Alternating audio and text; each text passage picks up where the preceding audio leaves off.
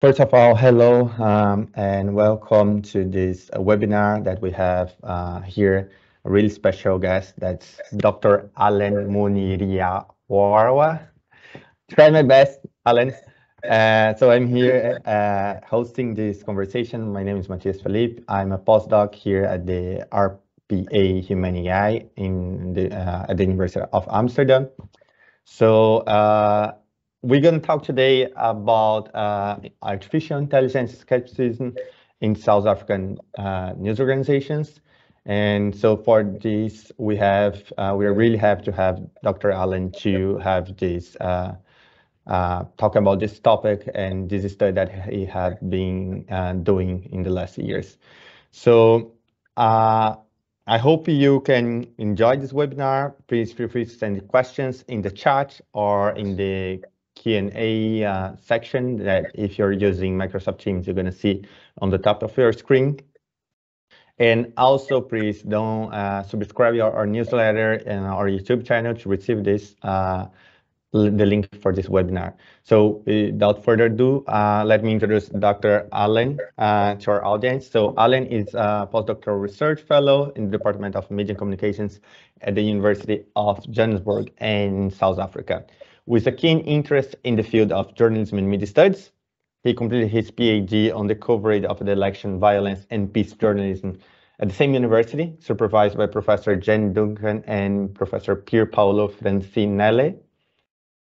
He has published more than 40 studies in different journals and edited books, such as Digital Journalism, Journalism Practice, African Studies Review, Information Communication Society, Discourse and Communication, among others. And he's also co-author of his recently launched book, Digital Surveillance in Southern Africa, published by Paul Graves. So welcome, Alan. So yeah, we are really happy to have you here. So yeah, please tell us about your study. Thank you very much, Mathias, for the introduction and for the invitation to this webinar. You know, when we had the conversation about 3 weeks ago, I was actually excited because it is part of a project that we have been doing, and it's a project that is still in its infancy, but is something that we have worked on in the Department of Communication and Media at my current university, the University of Johannesburg. What we tried to do and what we are still doing is last year we worked on a paper and a research that was funded by the University Research Council. It was about artificial intelligence in newsrooms. And what we also tried to do here is we made an attempt to look at how are journalists faring in the age of artificial intelligence. So at first, the idea was to look at the whole of the African continent. But then we realized that we did not have the resources nor the time to focus on such a very broad project. But what we did was to look at the South African context.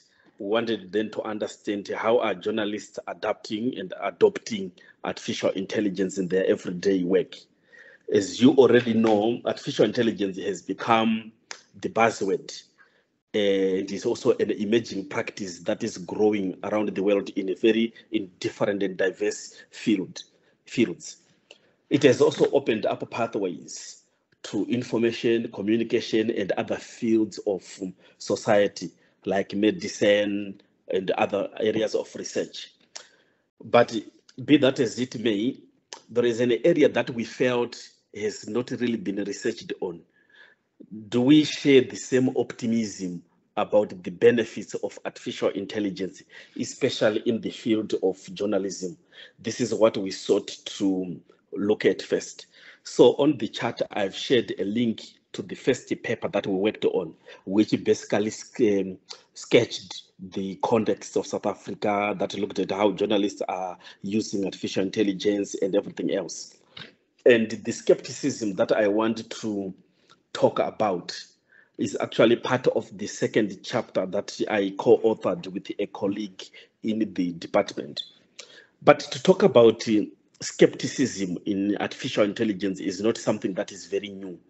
I think most of us are very much aware of the works of Roman Yampolsky. He's based at the University of Louisville in the United States. I think he wrote a very interesting paper about the skepticism. Some people are really not convinced that artificial intelligence is going to make while it is going to make a very gigantic contribution,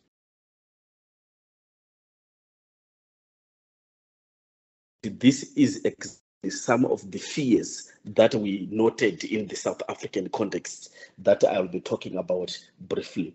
Maybe let me sketch briefly here the genesis of this skepticism. Why are people skeptical about artificial intelligence? You will notice in most of the readings, it is about the design.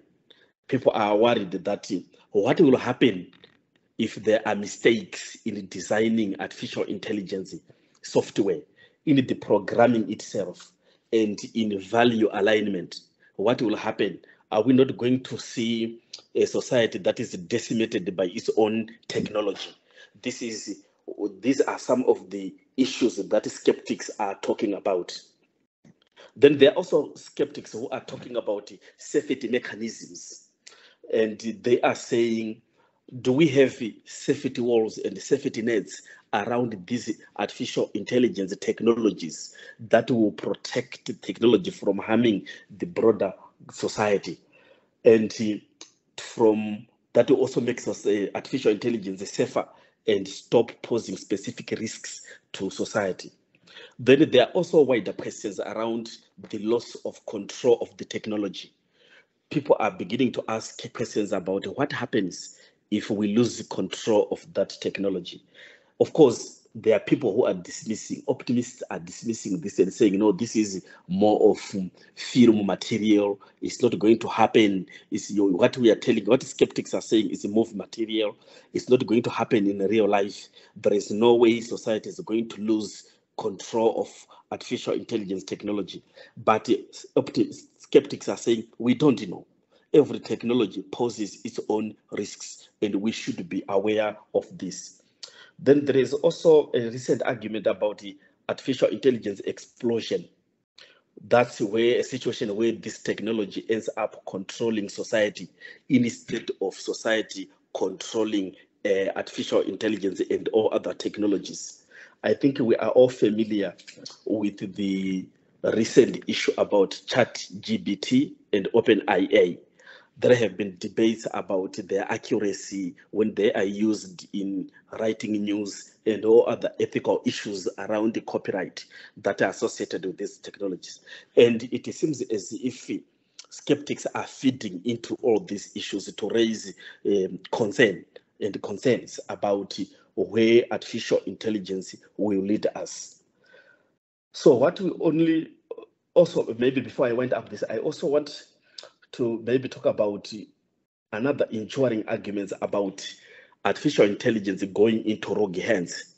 What will happen to it if it is in the hands of individuals, groups, and even governments that are very much against the people or who would want to appropriate this kind of technology for their own sinister uses? So when we had understood all these emerging debates about artificial intelligence, we then decided to look at what does the South African journalists think about these technologies. But we already had some responses when we were doing the first paper whose link I've shared. We had responses from journalists who were very skeptical about artificial intelligence. Actually, we realized that while some other journalists, especially the younger generation of journalists, celebrated artificial intelligence, the older generation in South Africa were very skeptical about the implications of artificial intelligence in journalism. So basically, this skepticism is driven around four major concerns in the South African context. The first one, which we consider to be the major reason why this generation of journalists is very skeptical, is the agency of artificial intelligence on journalism, especially its agenda setting role. This is the first thing that we discovered. So South African journalists think that artificial intelligence is going, in the long run, going to harm journalism. And their argument is that journalists and journalism as a practice thrive on their exclusive agenda-setting role, which is the classical role of journalism, which enabled them to own and control news narratives. And they were saying, when we let artificial intelligence creep in the processes of news production, they then lose the agenda-setting role that journalism and journalists always enjoyed since time immemorial. And this, as they said, is the very source of their power. This is the source of journalism power, because it allows them to do quite a lot of things. It allows them to control news, the flow of news, breaking news, to frame the news itself, and also to craft opinionated news pieces at their own discretion. But if we allow this process to be overtaken by automation and all these other softwares that have propped up, this process is going to be, the process of journalism as we know it is going to crumble right in our faces. I wanted to read to you one of the responses that we got, which was very interesting. So an editor of a newspaper called the Sunday Times, this is one of the biggest newspapers in this country, South Africa, said, the technology is seizing the agenda-setting role of journalists and editors. I don't mind this happening with the sports results, but not with the very factual stories. We really need to retain this power, because with the agenda setting lies the authority of journalism. So this was a very major concern among journalists. Like, what will then happen when everything is given to technology? They were also scared. They said there are three very important processes in the production of news. These are news gathering, news production, and the news distribution. But these processes are supposed, according to them, to be human-driven. The moment technology intervenes in the process of news gathering, the processes of news production, and the distribution, then humanity loses control of its own discourses. This is what they said.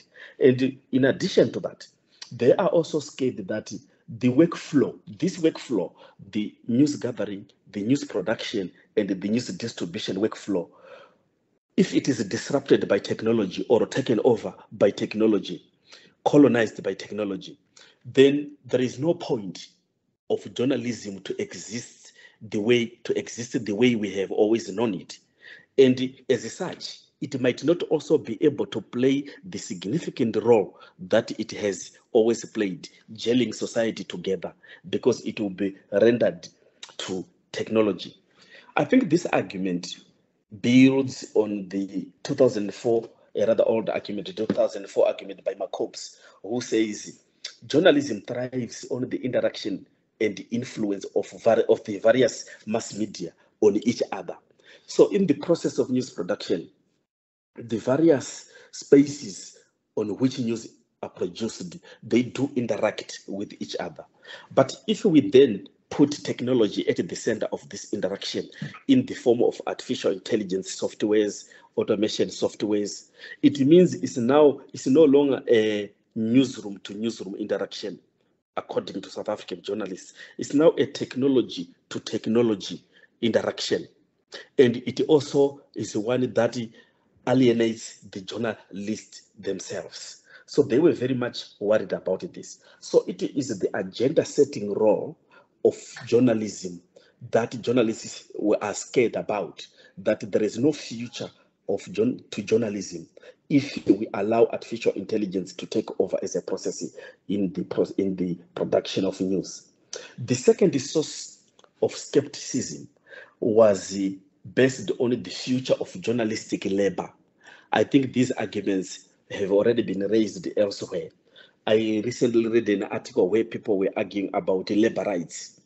If a story is written by a software, what happens to labor rights. And also the story that I read was also around copyright issues. What happens, who owns the story? What about if the story turns out to be defamatory and fake? Who will be held responsible? But from what we gather with the South African journalists, I think these are the least of South African journalistic concerns. They are not really worried about these issues. While they are important, South African journalists are worried about what happens to their own jobs, because they feel these technologies will basically replace them. And I think you can imagine how much scary, the degree of fear that will strike journalists in the global south, considering that already journalist jobs in this part of the world are disappearing, in my view, faster than they are elsewhere around the world. So they actually felt that these technologies are more of conspiracy to destroy their professions. There is a journalist who actually pointed out that he has lost much of the enthusiasm he had for his job, because in his specific newsroom, he was a sport reporter, but much of the sports results, the stories are now being automated. They are now being given to machines. So he said, I have lost interest in my job, because every day I come to my workplace, I see a machine overtaking me. And I always wonder what will happen, because I still have about 10 to 15 years to offer. And I don't think I will last that long. So the issue of jobs is also one thing that actually it is breeding pure hostility, outright hostility within the journalistic fraternity in South Africa. They really think it's a conspiracy against them. Then there is also the other source being artificial intelligence and news-making practices in emerging democracies. And I think this concern is very much based on the African continent. The journalists were asking, Africa is very much characterized by what we can call fragile democracies. At one point, a country will have a free and fair election. The next hour, there is a military coup. The army takes over. The next hour, that protests. A lot of things happen. So these are fragile democracies. But to build better and stronger democracies, there is a need for a healthy and a supportive media ecosystem. And according to this journalist, a healthy and a supportive media ecosystem is basically people-driven, not software-driven. This is their argument. You cannot play the fourth estate role, the investigative role of the media, if we allow technology to do much of the work. That's what they were saying. And the political, the economic, and the social tensions that are very much characteristic of emerging and fragile democracies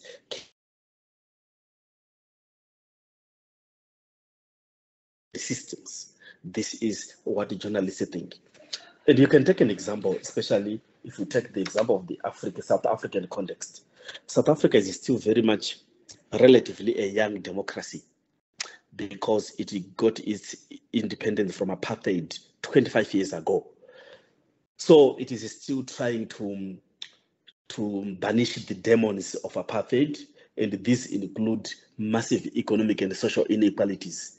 And recently, there have been disturbing incidences of racism.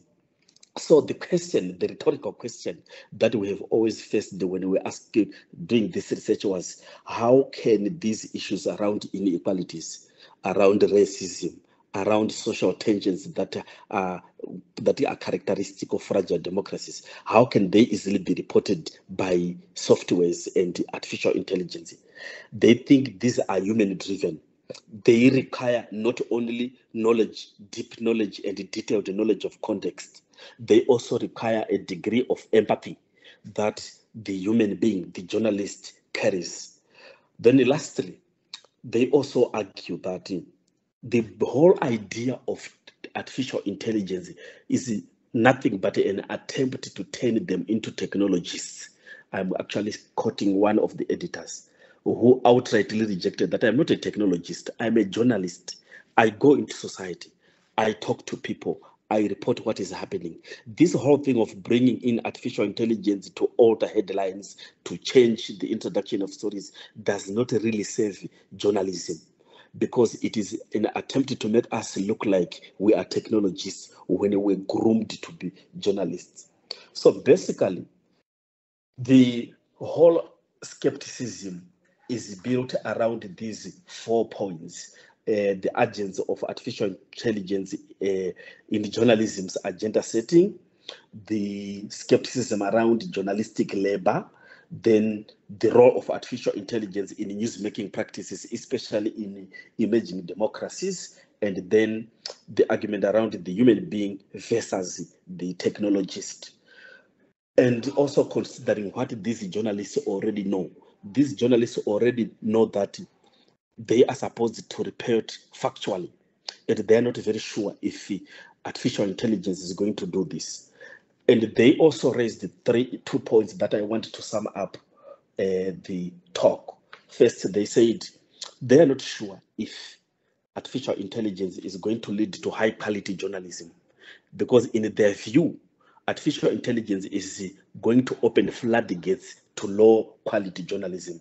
Then they're also talking about something called lazy journalism, because they say when everything is done by machines and your intervention as a journalist is very small, then there is no way we can say this kind of technology inculcates a spirit of working hard.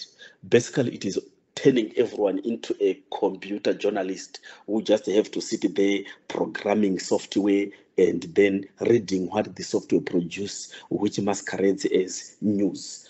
So this is what we have found so far, and we are still trying to widen this research. Our intention is to try and widen this research and maybe expand it beyond the borders of South Africa. But I also want to acknowledge that there are already people who are also looking in other parts of the continent. We have Dr. Trust Matsilele, who is also part of this. I think he joined from the Cape Town Peninsula University. He's working on artificial intelligence in Lesotho. He's also working in Botswana and other countries. I think he has something on the pipelines. But you might also want to know that the paper that we produced is the first to have been produced in this area in Africa, and we are building on this paper. And I'm also happy that my colleagues like Dr. Trust Matsilele are also also working on other parts of the world. Thank you very much for allowing me to speak. Maybe I spoke too long, but thank you very much, Mathias. No, thank you. It was a really great introduction of your study. You gave us a really broader view of what you're doing, and the perception of these practitioners relate to the AI and this skepticism that's real, not only in journalism, as I said, but in other areas. But why specifically in journalism and in South Africa context it happens?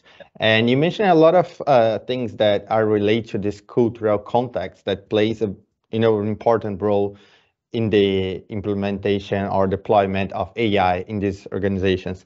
And one of the things that I read in your study, and then maybe you can tell us a little bit more, was that these different media organizations the different size of media organizations and resources that these media organizations were having was also somehow influencing the level of the AI development.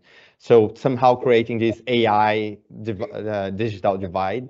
So you can see, for example, one of the strong examples that you brought is Bloomberg, right?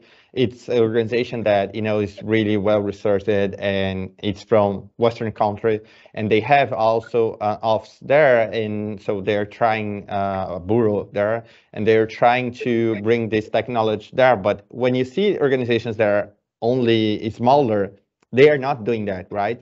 So how you can see this media system somehow relate to this AI digital divide that you're seeing in these organizations? And you see any correlation between the size of these organizations, research, and the use or implementation of these AI solutions? Yeah, there is a very strong relationship between the size of the newsroom organizations and the adoption of artificial intelligence. Maybe I should have mentioned that if you look at South Africa, I think on the whole continent, on the whole African continent, South Africa has a relatively well-equipped and resourced news industry. This is basically due to its relatively stable economy. I'm saying relatively to compare it with other parts of the world, of the continent. Actually, South Africa is the second biggest economy on the continent after Nigeria. And because of that, it also, if you compare with other parts of the continent, it has a very huge advertising base, and therefore there is a reliable revenue stream. But what we discovered is that most of the newsrooms that adopt artificial intelligence are very much well resourced. So you can give the example that I already have given you, Bloomberg. Bloomberg is well resourced, and it is able to import the technology, which is one thing that I think I might also have wanted to mention, that if you look at artificial intelligence on the African continent, we are talking about technology that is imported, not one that is basically discovered and invented on the continent, which also brings its own problematics. But back to your question, this is another talk for another day. Back to your question, you realize the richest organizations, news organizations, are the ones that have been able to adopt these practices. The smaller ones are still struggling. And I do not, in my view, see this happening, them adopting, especially the central cause technology of IA in their newsrooms in the very near future because of resources. I don't think they'll be able to master the resources that are required.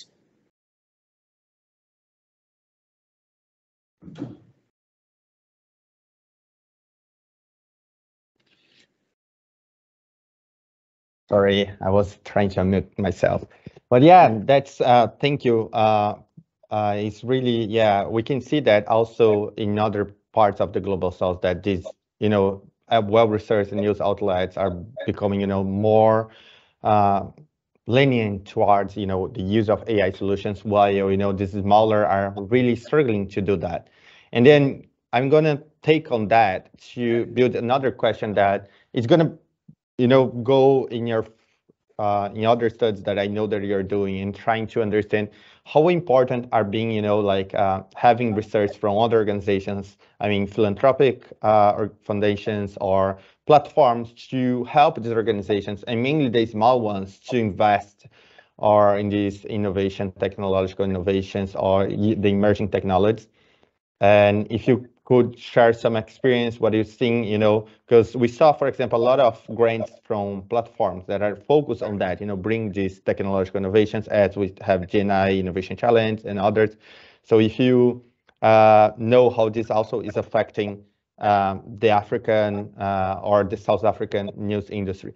And I also ask people, before you answer, Alan, I'm asking again, people, if you can send your questions in the chat, because we're going to take questions pretty soon. So yeah, it would be nice to have a couple of questions from the audience as well.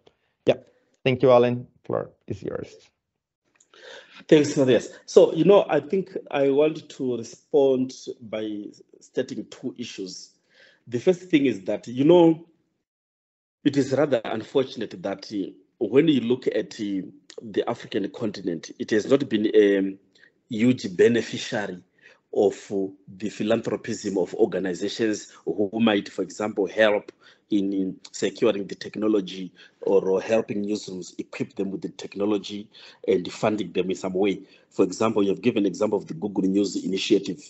So if you take, for example, the Google News Initiative, you realize that most of the organizations that benefited in Africa, they were already in a serious financial need for them to even think about maybe securing artificial intelligence technology. They had to start from the basic, for example, the computer itself, maybe even the desk on which to put the computer. So all these are very serious issues afflicting African newsrooms. So there is very little in terms of intervention by platforms to maybe try and help newsrooms to secure that. Then there is also something that has been very topical on the African continent, is philanthropic journalism. You know, the most serious challenge, especially with the private journalism organizations on the continent, is the quick charge that they are Western sponsored.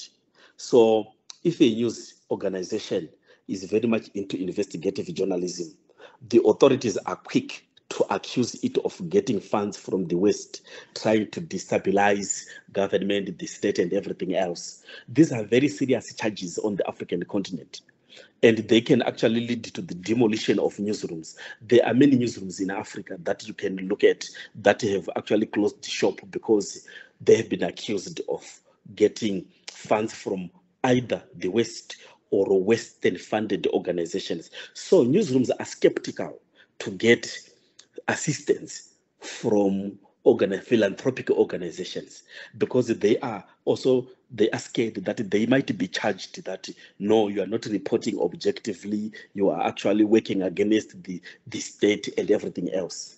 And in addition to that, even the philanthropic organizations themselves, I think there has been much appetite in recent times by philanthropic organizations to really focus on equipping newsrooms. This is why I think in the future, it will be very difficult for small newsrooms, those with small financial muscles, to really be part and parcel of the artificial intelligence practices that we are talking about here.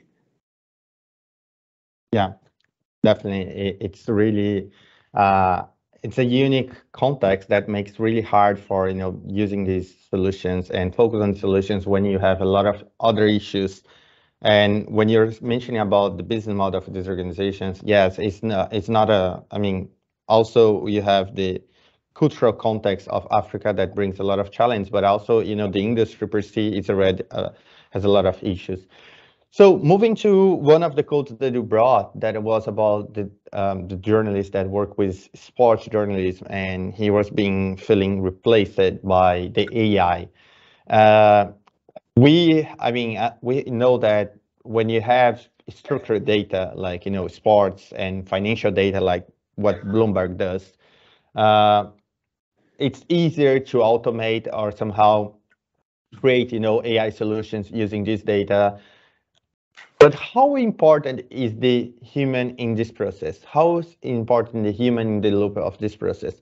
Is there any, experience that these journalists share with you because they said, oh, okay, we have this story that was fully automated using the data, but it's very repetitive, but we need to getting that and edit it, or it requires a lot of addition, or no, they said it's a bunch of stories that is like quite the same, but the organization believes that this is the way of saving money and that's the best. So how is it impacting the journalism and the newsroom itself?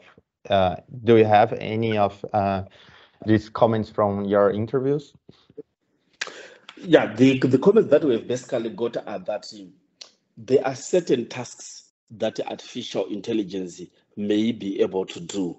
For example, one of the journalists we spoke to said artificial intelligence may be able to report on the financial markets, it might be able to report on sport news, sport results.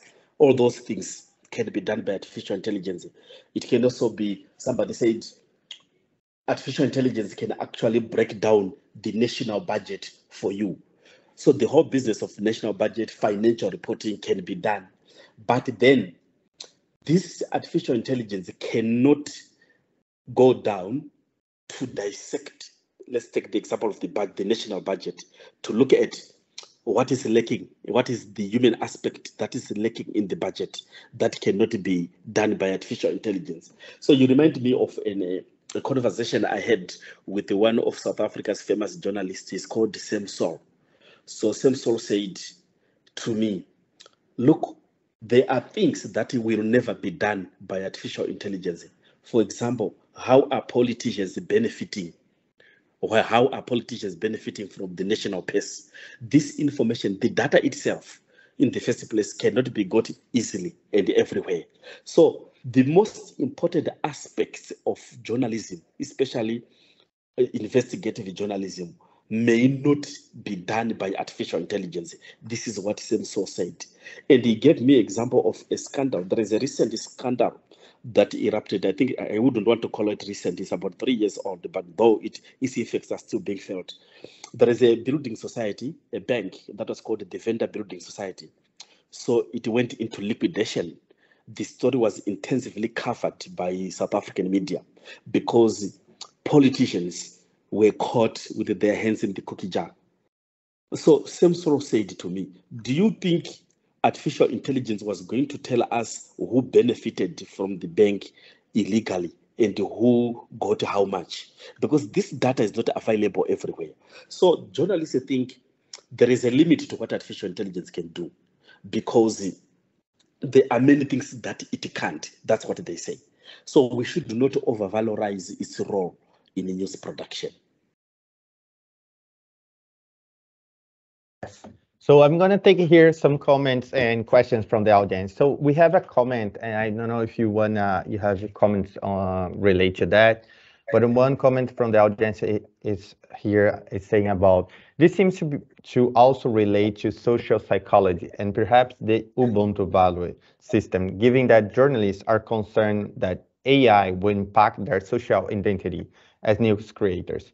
From a Ubuntu perspective, there seems to be underlying fear that what happens to journalists will eventually happen to South African society by neglecting their ability to create their own narratives. Do you have any comments on that, Alan? Do you also believe that these social psychology and perhaps the Ubuntu value are also associated with this fear that these professionals are having related to AI? Sure, I think I would definitely agree with Ranton here. There is something that has been written by a scholar based at the University of Free State called Colin Chassie.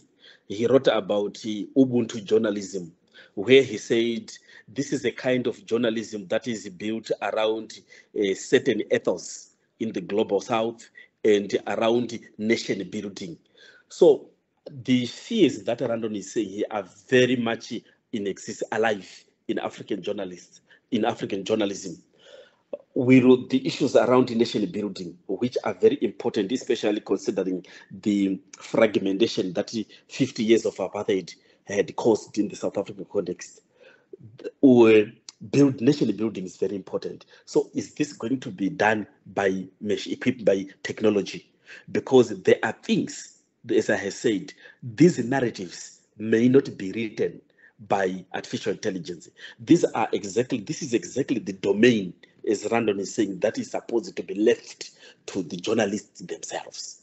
So I definitely agree with the comment. There are a number of issues that emerge around this. Oh, that definitely is very interesting. There is another thing that you mentioned, and it's related to another question from our audience. It was about, you mentioned about a lot of these ethicals and legal concerns related to ChatGPT, DALL-E. So all these technologies, generative AI tools that we are seeing being, developed and promoting these last months and last year, basically. And so one of the questions here is it too early to know how these AI solutions will have an impact on newsrooms in the global south, specifically in the Africa context? Do you think this can be absorbed on Africa? And then I have another question related to that, because then you can comment on everything, because we know that these tools, for example, let's talk specifically about ChatGPT. It covers around 95 languages around the world. And doesn't mean that it covers all the, like dialects and local language that we have in Africa. For example, you mentioned in your study that I think one of the newspapers covered 12 languages, right, that are spoken in South Africa. Do you think this will be a challenge to implement that, or will be only focused on this majority that speaks English, and this minority or marginalized community will still far away to have access to, information, automate information, or AI in general, because the tools are not appropriate for these people, or this language? Thanks. It actually brings me back to what you earlier said about the digital divide. it is a fact of life that most of the time, in terms of technology, the global south is always playing catch up. So it is not very much evident at the moment what ChatGPT will do to African newsrooms, because my view is that as we speak, there are very, very few newsrooms in South Africa who know about this software at the moment. So I think at the moment we might not be in the know of what will happen to newsrooms in the global south if they adopt it, because there are very few that already have adopted it. Then, as you already have said, there are many languages spoken on this continent, and South Africa itself has more than 15 languages. So you realize that it is the South Africa Broadcasting Corporation, the SABC, that actually has a more technology-driven language hub, because it is trying to adopt most of these softwares to the different languages spoken on the continent. The reason in the country, the reason the South Africa Broadcasting Corporation is able to do so is that it gets a state subsidy to do that. Other private-owned, commercial-driven newsrooms will not be able to do that. So I think the question of languages is also going to be very important, and is even compounded by low literacy rates. You know, there are people, due to apartheid, there are people in this country who are not able to read English or Afrikaans, which is another popular language. So they still depend on their native language for news. So you can look at that group as being excluded from all these issues that we are talking about, because they do not have reasonable hope that they will read an English language newspaper or watch English language news on television. It will be very difficult. So the issue of languages is also a very important aspect. Then you can add to that the fact that newsrooms and news organizations in Africa rarely get the attention, especially in terms of subsidies, the attention of the state. They don't. So there is little hope that they might also be subsidized, or they might get access to cheap loans. You know, during the COVID-19 pandemic, there was an outcry in South Africa. Newsrooms were saying, no, we are also struggling because the government had extended cheap loans to some other industries to keep them afloat. But no one mentioned anything about the newsrooms accessing cheap loans at low interest rates as well. So they then said, but we are also struggling like any other industry. So you can add all these things together and you can see how far we are from making a definitive call around the impact and effects of artificial intelligence in most of these newsrooms, beyond what we know at the moment. Yeah, definitely. So we have another question that it's very interesting and somehow trying to see based on, you know, comparing the studies that you have been reading about, you know, like the Western society, and comparing to what you saw on Africa and maybe reading in another countries from the global south. Do you see a difference between journalists from a more individualistic society, such as those in the Western Europe or North America, and journalists from more communitarian or Ubuntu-influenced regions in relation to their views on AI in journalism? Somehow mention what you talked before about, you know, changing the control of humans and moving that to, you know, machines, and how do they see that, you know, if they have influence about being, you know, as a community, so they need the human influence, or no, you see that it's quite similar, these views? Yeah, it's rather a very tricky question to answer, but my view is that, you know, what we realized when we were doing this research is that there is a consensus amongst journalists that from at least the evidence we have, there is a consensus that artificial intelligence will do more harm to them. So they share this concern. And, you know, in one of the newsrooms, somebody said to us, look, I don't work in the sport desk. I don't work there, but I already feel the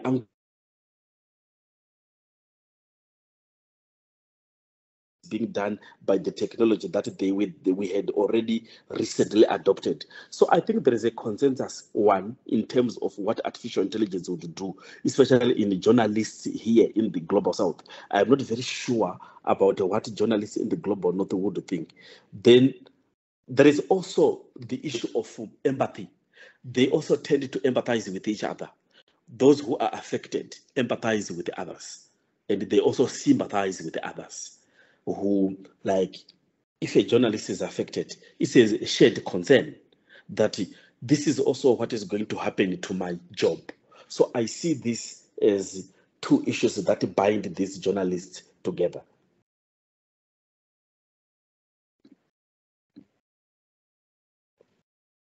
Thank you. So we have another question here about what do you think about the consequence of inherent bias among those in charge of algorithmic journalism? Do you see that these, bias are also replicated, and people can see that? Mainly these practitioners that were afraid, they mention about this bias also in the algorithms and in the data. How was, the perception that you have from these interviews? Yeah, I think the bias is also it's an issue of concern. One journalist told us that how can an artificial a software write a story about a racist attack, maybe in a part of South Africa? This has been very common in this continent, and especially in this country. And how can it give context and background? And also consider the fact that this technology, like I said when I started this, Africa basically imports these technologies, which means we are importing technology with the inherent biases, technology that is not meant for us. So I think these are going, so far, people are worried about inherent biases around race, color, and all those small things. But I think going forward, there are broader issues that might arise in terms of what artificial intelligence would do vis-a-vis biases in news reporting. Yeah, very interesting. And there is a comment that it's very related to what we were discussing, that, well-financed media outlets are the ones being implement this technology. But I have one question related to that. When you have these conversations with these professionals, when they're mentioning about these AI solutions that you were having there in newsrooms, most of them were developed in-house, or they were like paying services, or like outsourcing that to companies, startups that could help them to develop that. Because sometimes it's also another challenge, and at least from my experience looking from another newsrooms in the Global South, and mainly Latin America, we saw that they don't have infrastructure, they don't have know-how, they don't have team to develop that. So what they do sometimes is that, or they rely on these AI tools that they find in the market, so they pay a fee monthly to use that, or they outsource to another company to develop this project for them, and then they use a customized project, but it was developed by a third-party company, and then they deliver the functionality, the solution, but then they don't know how to implement change or improve, etc., because they need this company, so they still need to pay them and have money to pay this company. So did you have any of this impression from the conversation with these professionals? Yeah, basically the editors were complaining that they are drop-fed. That's the terminology that one of them used.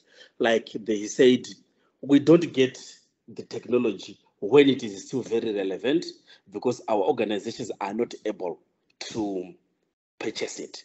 We only get to access it when it has already been overtaken by another more expensive kind of technology. And then we do not have that kind of arrangement especially in Africa, where companies can maybe outsource their technology and then get some funding, because there are very few companies that are into that.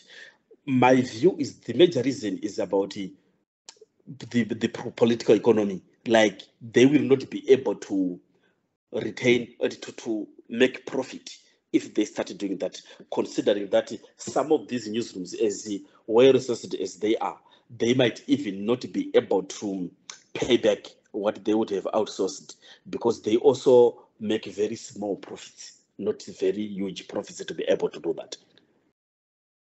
Yeah, thank you. We have here a very last question, and then we wrap up this conversation. Was really great. Thank you a lot, Alan.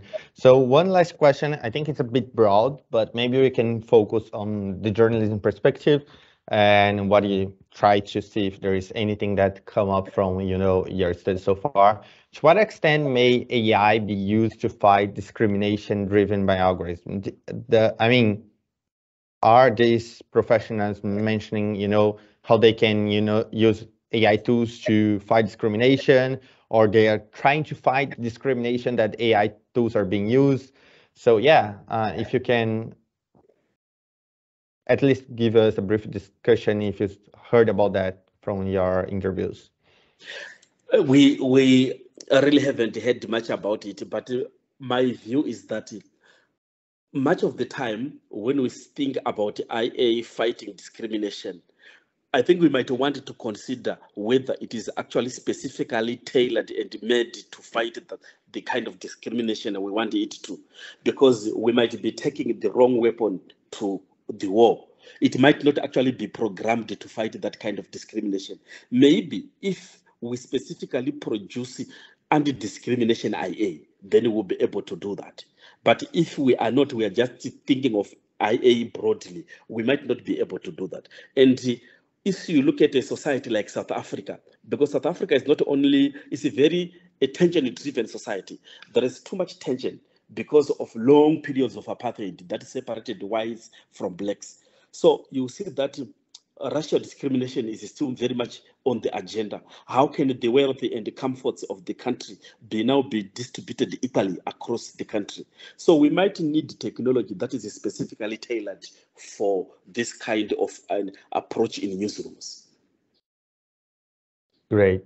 Thank you, Alan. It was a really great conversation. We really appreciate you take your time to talk with us. And we look forward to read your next studies about that, and the previous one I have read that, so I know a bit. So yes, and we appreciate you take your time to share with us your knowledge about Southern Africa in general, because I know you're from Southern Africa and Africa in general. So yeah, thank you all. Thank you everyone for being here. Please don't forget to subscribe our newsletter and also our YouTube channel for you watch this video later if you wanna, and also share with your colleagues.